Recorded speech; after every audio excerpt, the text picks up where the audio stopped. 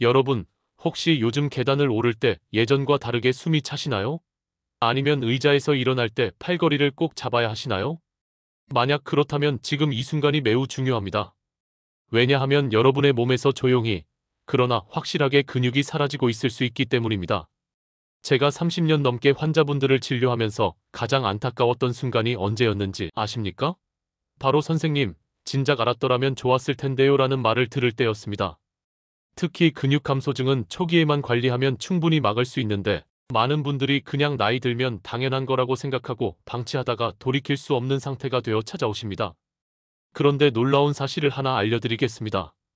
제 환자 중 한 분은 70대 후반인데도 매일 아침 5층까지 계단으로 올라가십니다. 어떻게 그게 가능할까요? 비결은 단 하나, 올바른 단백질 섭취였습니다. 오늘 이 방송을 끝까지 들으시면 여러분도 충분히 가능합니다. 과연 어떤 음식을 어떻게 먹어야 할까요? 안녕하십니까? 저는 대학병원에서 34년간 환자분들을 진료해온 내과 전문의 김희성입니다. 오늘은 여러분의 건강한 노년을 위해 반드시 알아야 할 내용을 준비했습니다. 먼저 간단한 테스트를 해보시겠습니다. 최근 1년 사이에 체중은 비슷한데 팔다리가 가늘어진 느낌이 드십니까? 10초 동안 의자에서 5번 일어나고 앉기가 어려우십니까?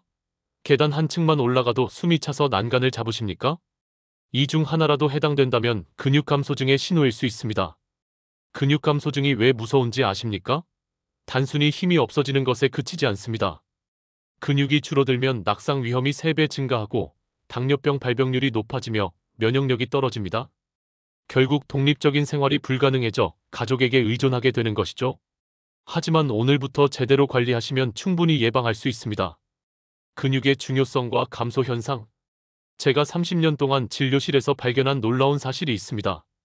요즘 어르신들은 건강정보도 잘 찾아보시고 영양제도 챙겨 드시는데 이상하게 기력이 떨어진다고 호소하십니다.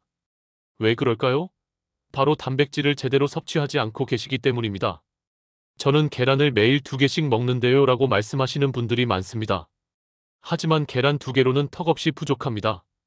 계란 1개에는 약 6g의 단백질이 들어있는데 이것만으로는 근육을 유지할 수 없습니다.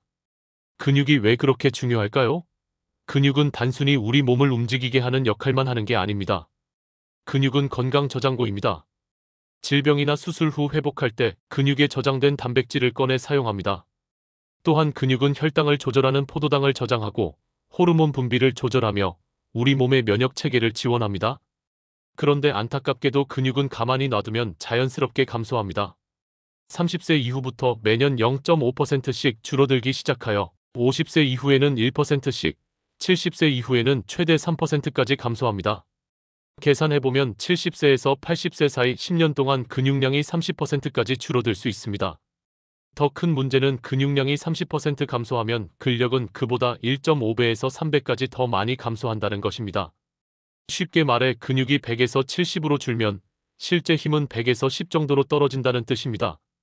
이렇게 되면 조금만 걸어도 다리가 떨리고 의자에서 일어나기 위해 여러 번 시도해야 하며 장바구니를 들다가 자주 쉬어야 합니다. 근육 감소는 무서운 악순환을 만듭니다. 근육이 줄면 걷기가 힘들고 불안해져 외부 활동을 피하게 됩니다. 그러면 더 적게 움직이니 근육은 더욱 빠르게 감소합니다. 근육이라는 건강 저장고가 바닥나면 낙상과 골절 위험이 커지고 만성질환이 찾아옵니다. 결국 침상 생활로 이어지고 근육은 걷잡을 수 없이 줄어들어 자립생활이 불가능해집니다. 이 악순환을 끊으려면 근육을 지키는데 집중해야 합니다. 그렇다면 어떻게 근육을 지킬 수 있을까요? 많은 분들이 운동이 가장 중요하다고 생각하십니다. 물론 운동도 중요합니다. 하지만 운동만 하고 단백질을 충분히 섭취하지 않으면 밑빠진 독에 물 붓기입니다.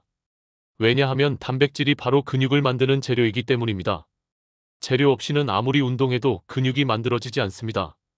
그렇다면 하루에 단백질을 얼마나 먹어야 할까요? 일반적으로 체중 1kg당 1g을 섭취하면 됩니다. 예를 들어 60kg인 분은 하루에 60g의 단백질이 필요합니다. 하지만 50대 이상은 근육 감소 속도가 빠르므로 조금 더 많이 드셔야 합니다. 체중 1kg당 1.2g에서 1.5g 정도가 적당합니다. 60kg인 분이라면 하루 72g에서 90g의 단백질이 필요한 것입니다. 계란으로만 채우려면 하루에 최소 12개를 먹어야 하는데 현실적으로 불가능하죠. 그래서 지금부터 단백질이 풍부한 5가지 음식을 소개해드리겠습니다. 첫 번째 음식은 북어채입니다. 많은 분들이 놀라실 텐데요. 북어채 100g에는 무려 77g의 단백질이 들어있습니다. 계란의 약 12배에 달하는 양입니다. 북어채는 명태를 말린 것으로 건조 과정에서 수분이 제거되면서 단백질이 농축됩니다. 황태채와 달리 염장하지 않아 나트륨 함량이 적어 고혈압이나 신장질환이 있으신 분들도 부담 없이 드실 수 있습니다. 북어채는 단백질뿐만 아니라 필수 아미노산, 칼슘, 인, 비타민 B군이 풍부하여 근육 합성과 뼈 건강에 도움을 줍니다. 특히 류신이라는 아미노산이 많은데 류신은 근육 합성 스위치를 켜는 역할을 합니다. 다른 재료가 다 준비되어 있어도 류신이 없으면 근육이 만들어지지 않습니다. 북어채 조리법을 알려드리겠습니다. 건조 상태라 딱딱하므로 물에 잠시 불려 부드럽게 만든 후 사용하세요. 아침에 북어국을 끓여 드시면 속도 편안하고 단백질도 충분히 섭취할 수 있습니다. 여기서 중요한 팁을 드리겠습니다. 북어국을 끓일 때 반드시 달걀을 풀어 넣으세요. 북어채에는 비타민 D가 부족한데 달걀이 이를 보충해 주어 근육 기능 유지와 단백질 합성을 촉진합니다. 게다가 북어채와 달걀이 만나면 단백질 소화 흡수율도 높아집니다. 간단하게 드시려면 북어채를 잘게 찢어 두부나 채소와 무쳐 드셔도 좋습니다. 씹는 부담이 적고 간식처럼 즐길 수 있습니다. 두 번째는 청국장 가루입니다. 청국장도 좋지만 청국장 가루를 더 추천하는 이유가 있습니다.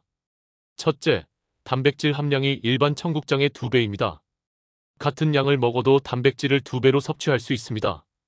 둘째, 끓이지 않고 먹을 수 있어 발효 유익균이 살아서 장까지 도달합니다. 청국장은 끓여 먹기 때문에 유익균이 많이 파괴되는 반면 청국장 가루는 그대로 먹을 수 있습니다. 셋째, 편리합니다. 상온에서 오래 보관 가능하고 조리 없이 물이나 두유, 샐러드에 바로 뿌려 드시면 됩니다. 넷째, 냄새가 덜해서 청국장 향이 부담스러운 분들도 먹기 좋습니다. 청국장 가루 100g에는 35g에서 40g의 단백질이 들어있습니다. 발효 과정에서 생성된 유익균이 장 건강을 돕고 식이섬유가 풍부해 변비 예방에 좋습니다. 칼슘, 칼륨, 철분, 비타민 K2도 함유되어 뼈 건강과 혈액순환에도 도움이 됩니다. 주의할 점이 있습니다. 열을 오래 가하면 유익균이 줄어드니 조리 마지막 단계에 넣거나 가열하지 않고 드시는 것이 좋습니다. 활용법을 알려드리겠습니다. 가장 간단한 방법은 물이나 우유, 두유에 청국장 가루 한두 스푼을 타서 마시는 것입니다. 된장국이나 찌개를 끓일 때 마지막에 한두 스푼 넣으면 구수한 맛과 함께 단백질을 보충할 수 있습니다. 갓 지은 밥 위에 한 스푼 뿌려도 구수한 맛이 잘 어울립니다. 제가 가장 추천하는 방법은 무가당 플레인 요거트에 청국장 가루 한두 큰술을 넣고 꿀 한 작은술과 견과류 한 줌을 섞어 드시는 것입니다. 이렇게 드시면 단백질뿐만 아니라 좋은 지방, 유익균, 식이섬유까지 골고루 섭취할 수 있습니다. 가벼운 아침 식사나 간식으로 강력 추천합니다.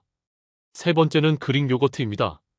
방금 청국장 가루를 요거트에 타 먹으라고 했는데 여기서 일반 요거트 대신 그릭 요거트를 사용하시면 훨씬 더 좋습니다.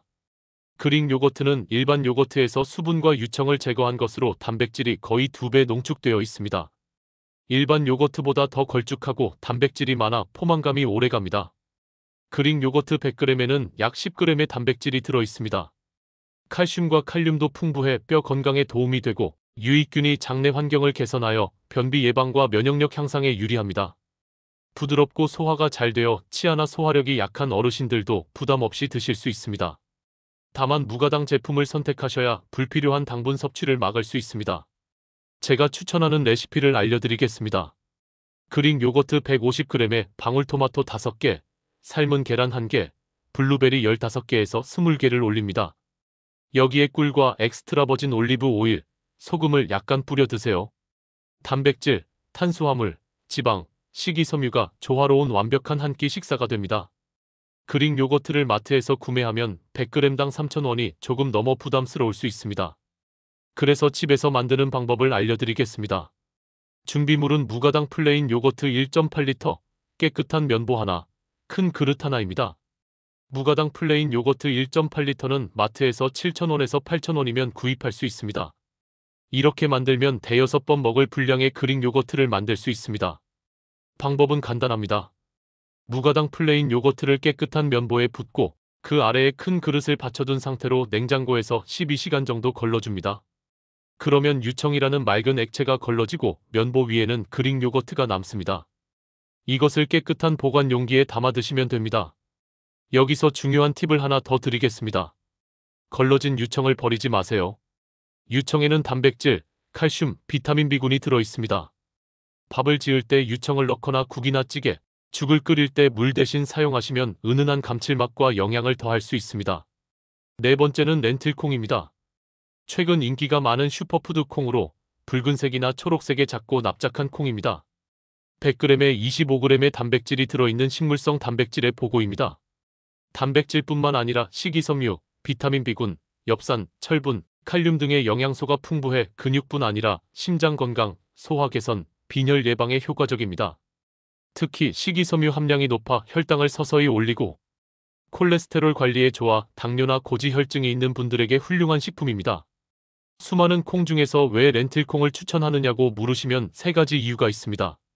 첫째, 조리가 쉽습니다. 크기가 작고 납작해서 미리 불리지 않아도 되고 15분에서 20분 정도만 삶으면 부드럽게 익습니다. 둘째, 소화가 잘 됩니다. 껍질이 얇고 전분 구조가 부드러워 위와 장에 부담이 적습니다. 복부 팽만감이나 가스가 비교적 적습니다. 셋째, 맛이 좋아 활용도가 높습니다. 콩 특유의 비린내가 싫으신 분들이 많은데 렌틸콩은 담백하고 고소해서 샐러드, 수프, 밥, 카레 등 다양한 요리에 잘 어울립니다. 렌틸콩 활용법을 알려드리겠습니다. 먼저 렌틸콩을 씻어서 물을 넉넉히 넣고 굵은 소금 한 큰술을 넣은 후 15분에서 20분 정도 삶습니다. 하나 건져서 먹어봤을 때 부드럽게 씹히면 됩니다. 삶은 렌틸콩은 체에 받쳐 물기를 제거한 후 한 주먹씩 비닐이나 반찬통에 나눠 담습니다. 당장 먹을 것은 냉장고에, 나중에 먹을 것은 냉동실에 보관하세요. 샐러드를 드실 때 한 주먹씩 뿌려 드시면 좋습니다. 카레나 스프에 넣으면 부드러운 식감에 고소한 맛이 더해져 영양소도 강화됩니다. 밥을 지을 때 렌틸콩을 추가하는 것도 간편한 방법입니다. 제가 자주 만드는 반찬 레시피를 알려드리겠습니다. 브로콜리 두부 무침에 렌틸콩을 더하는 것입니다. 브로콜리를 끓는 물에 1분 정도 데친 후 찬물로 헹궈 먹기 좋게 자릅니다. 두부 한 모를 으깬 후 삶은 렌틸콩 한 주먹, 간장 한 큰술, 들기름 한 큰술, 참기름 한 큰술, 소금과 깨소금을 약간 넣고 섞습니다. 브로콜리에 무쳐 드시면 단백질, 식이섬유, 오메가3, 비타민, 칼슘이 풍부한 영양 가득한 반찬이 완성됩니다. 다섯 번째는 고등어입니다. 고등어는 100g당 20g의 단백질이 들어있는 고단백 식품입니다. 생선은 대부분 단백질 함량이 비슷해서 좋은 단백질 공급원이지만 그 중에서도 특히 고등어를 추천하는 이유가 있습니다. 바로 오메가3와 비타민 D 때문입니다. 고등어는 삼치나 갈치 등 다른 생선에 비해 오메가3 함량이 높습니다. 오메가3는 심장과 혈관 건강, 기억력과 뇌 건강에 매우 중요한 성분입니다. 비타민 D는 뼈 건강, 근육 기능, 면역력에 필수적인데 어르신들에게 결핍되는 경우가 많습니다. 외출이 주로 햇빛으로 비타민 D를 얻기 어렵고 음식에도 많이 들어있지 않기 때문입니다. 그런데 고등어 100g만 먹어도 하루 필요한 비타민 D의 절반을 채울 수 있습니다. 이렇게 영양적으로 우수한 반면 가격은 저렴합니다. 소고기 100g은 10,000원 정도이지만 고등어는 100g에 2,000원 정도입니다. 연어는 100g에 6,000원, 삼치는 3,000원 정도인 것에 비하면 매우 경제적입니다. 고등어를 어떻게 먹으면 좋을까요? 가능한 한 신선한 것을 구입하고 구울 때는 너무 태우지 않도록 중약불에서 조리하면 영양 손실을 줄일 수 있습니다. 그런데 문제가 있습니다. 고등어를 구울 때 연기가 많이 나서 폐암 발병률을 높인다는 연구 결과가 있습니다. 그래서 폐암 걱정 없이 안전하게 고등어 굽는 법을 알려드리겠습니다. 먼저 주방 환풍기를 켜고 창문을 열어 환기를 시킵니다. 유산지를 30cm 정도 길게 잘라 고등어를 올립니다. 고등어에 기름을 살짝 바르고 카레 가루를 약간 뿌립니다. 카레 가루의 강황 성분이 염증 완화, 노화 방지, 면역 강화뿐만 아니라 두뇌, 심혈관, 소화기 건강을 지키고 항암 효과까지 높입니다. 고등어를 올린 유산지를 반으로 접고 뚫린 쪽 면을 모두 접어 고등어를 감쌉니다. 프라이팬을 약불로 달군 후 유산지에 싼 고등어를 올리고 팬 뚜껑을 덮습니다. 냉동 고등어의 경우 각 면당 7분에서 8분 정도씩 굽습니다. 여기서 중요한 점은 절대로 강불로 익히시면 안 된다는 것입니다. 230도 이상에서 조리하면 발암물질이 급증합니다. 양면을 다 익힌 후에는 수분을 날리기 위해 유산지를 열고 뚜껑도 열어 3분에서 4분 정도 더 익힙니다. 겉은 바삭하고 속은 촉촉하면서도 발암물질은 최소화하는 고등어 구이가 완성됩니다. 지금까지 단백질이 풍부한 5가지 음식을 말씀드렸습니다. 그런데 더 중요한 내용이 있습니다. 단백질을 많이 먹는다고 해서 우리 몸이 다 흡수해 근육으로 만들 수 있는 것은 아닙니다. 단백질은 많이 먹는 것보다 어떻게 먹느냐가 더 중요합니다. 첫 번째 원칙은 적당량을 3끼에 나눠 먹는 것입니다. 노년기에는 근육 합성 저항이 생겨 같은 양을 먹어도 근육으로 가는 효율이 떨어집니다. 그래서 단백질을 한 번에 너무 적게 먹으면 근육 합성이 안 됩니다. 한 끼에 충분한 단백질을 먹는 것이 핵심입니다. 하지만 한 번에 너무 많이 먹어도 안 됩니다. 한 번에 흡수할 수 있는 단백질 양이 제한되어 있기 때문입니다. 결론적으로 체중이 60kg 정도라면 한 끼에 25g에서 30g의 단백질을 드시면 됩니다. 그 안에 류신이 2g에서 3g 포함되면 좋습니다. 류신은 근육 합성 스위치를 켜주는 아미노산으로 북어채, 고등어, 닭가슴살, 계란, 우유, 치즈, 요거트 등에 많이 들어 있습니다. 하루 3끼에 나눠 드시면 단백질을 총 75g에서 90g 정도 섭취할 수 있습니다. 두 번째 원칙은 단백질을 탄수화물과 함께 먹으면 흡수율이 올라간다는 것입니다. 예를 들어 운동이나 활동 후에 북어 달걀국과 현미밥을 함께 드시면 인슐린 분비가 촉진되어 단백질 재료인 아미노산이 근육으로 더 잘 들어갑니다. 세 번째 원칙은 조리 방법도 중요하다는 것입니다. 나이가 들면 소화력이 떨어지므로 소화가 잘 되는 방법으로 단백질을 드셔야 합니다. 질긴 고기는 잘게 썰거나 다지고 건어물은 충분히 불려서 쓰며 찜이나 조림, 죽처럼 부드럽게 만들어야 합니다. 네 번째 원칙은 단백질을 운동 후에 먹으면 효과가 극대화된다는 것입니다.